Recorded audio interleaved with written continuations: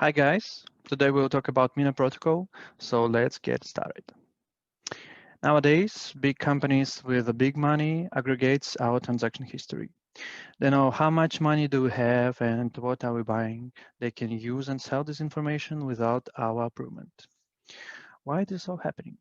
Because we live in a centralized world and the world managed by decentralized companies with big, expensive data centers contains all of our transactions. So we must trust them because we don't have any choice. But today we have one opportunity to have decentralization systems and manage our private data without third parties, and it is a blockchain conception. The chains of blocks separated by the independent nodes without central server. So the independent nodes should have the same vision on the full transaction database to validate the state of blockchain and to approve a new transactions. While the decentralization network generates conflicts of chains, nodes should have a consensus vision on the main chain. Is this a true decentralization? Yes, but no. To verify the main chain and apply new transaction blocks, full nodes should have full database to verify it and have a consensus with the other independent nodes with the full transaction database. Day by day, transaction database will be big and big, and people who wants to support the decentralization network should buy more and more powerful computers.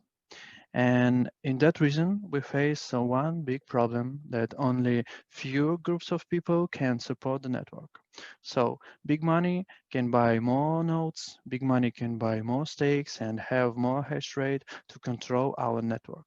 So we see that decentralization will only be fiction. How to solve the main problem? To have a consensus between nodes, they should validate the big transaction data.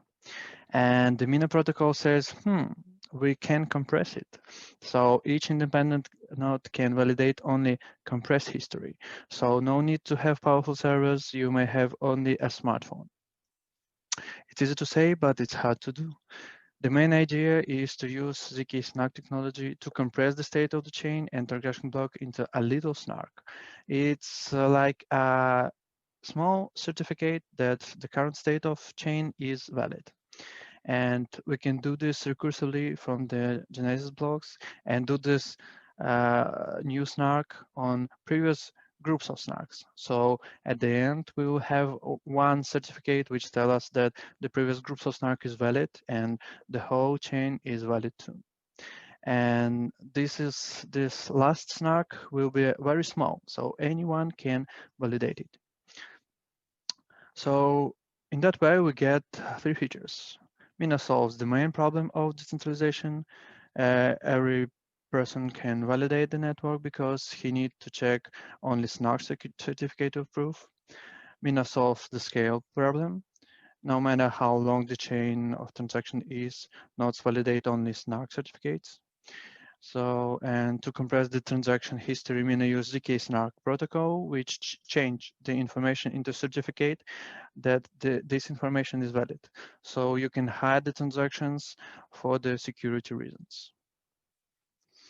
No matter how good the idea is, if you make blockchain for people, you should engage people into a strong community.